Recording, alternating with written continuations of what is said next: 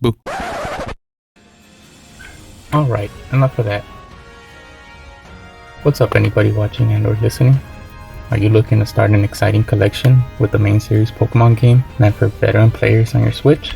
Then you might have a moderate collection of older Pokemon games and systems to play them in, considering you're a veteran player. If so, then keep watching and listening, because we can make use of most of those games. You saw the title, so if you don't know what an Aprimon is, I'm sure you can figure it out. So let's get to it, because we know there's a lot to collect and trade. This will be a list of the Pokemon I consider to have the most value in Apricorn Balls. The reason for their value will vary from what configuration they can be obtained in, how easy they are to obtain, and which games they're obtainable in. How much value can be extracted from a single Pokemon will also be considered. Many Pokemon can be caught with hidden abilities with some hunting, and others will net you more than just one Pokemon per capture. So let's get started. But first, here's the hardware and software that I use. One version of Pokemon Blue on a Nintendo 3DS Virtual Console without Pokemon Bank. One copy of Pokemon Silver on another Nintendo 3DS with Pokemon Bank on the Virtual Console. One physical copy of Pokemon Diamond. One copy of Pokemon Soul Silver. One copy of Pokemon White. One of Pokemon Black 2. One copy of Pokemon Omega Ruby. And one copy of Pokemon Alpha Sapphire. I also have one physical copy of Pokemon X. One physical copy of Pokemon Sun. 2 copies of Pokemon Ultra Sun.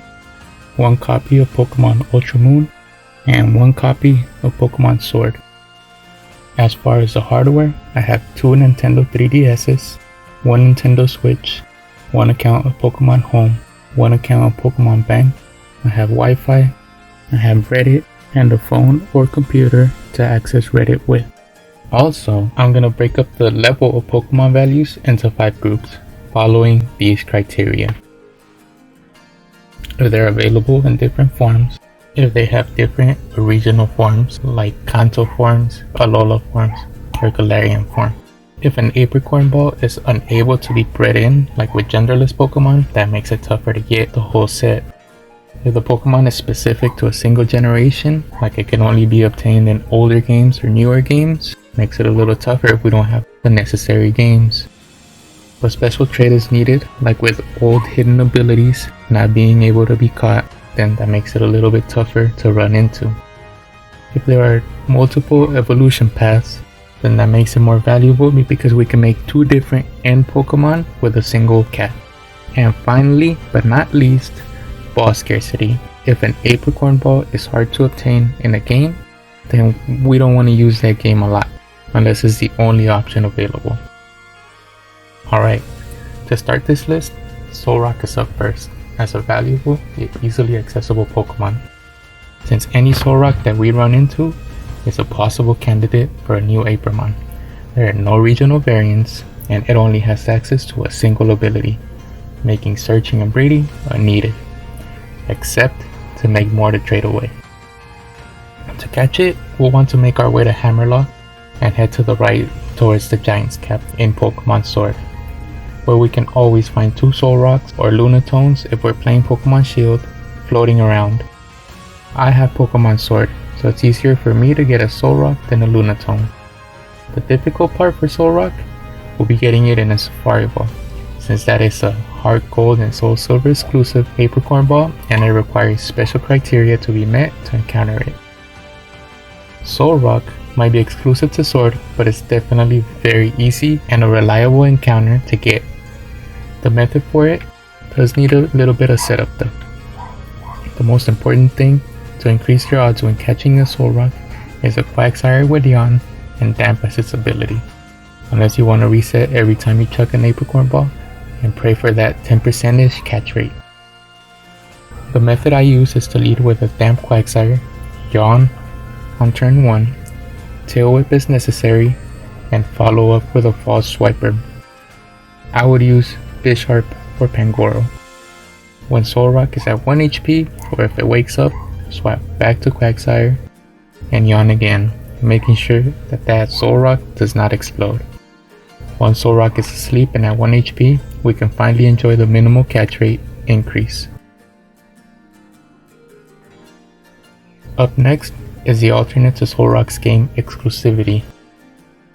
Seeing as how easy Solrock is to catch, it's only natural that Lunatone is just as easy and has the same setup and method for obtaining.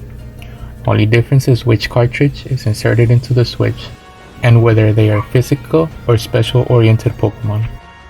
Lunatone, being the special oriented one, should not make a difference in method of obtaining, if only they could breed. But since they can't, and I only have Sword, I need to trade for Lunatones and Apricorn Balls with somebody that either wants or I can entice into wanting Solrock. So Reddit, here we come.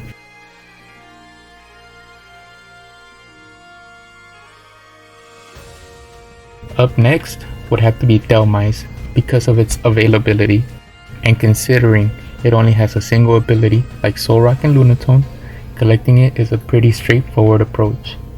With a 1% encounter rate in both Gen 7 and Gen 8, to me for now it makes sense to catch it in Ultra Sun or Ultra Moon because I like Gen 7. With Dhelmise, we want to be aware of Anchor Shot, so leading Pokemon and setup Pokemon should be well vetted. What I approach this collection with would be a Pangoro and a Gengar. Lead off with Pangoro, but instead of false swiping immediately, start off with a quick substitute, following with a false swipe. And now I can swap to Gengar, who can help lull Dhelmise to sleep. And before I check Pokeballs at Dhelmise, I would use a Roto Catch. Might not be much, but 1% is 1%. There is an issue with using Ultra Sun and Ultra Moon though, and that is that there isn't a Dream Ball that's obtainable in Ultra Sun or Ultra Moon. So at least for that, Sword or Shield will be necessary. And obviously the Sport and Safari Balls are an impossible combination. Hopefully, only for now. We'll see what happens when the Pokemon DLC drops. That's it for now. If anyone watched this, thank you, but I doubt anyone did. I will though get to working on a couple more, and if I finish the whole list, there will be a lot more, and hopefully get faster at editing and putting things together.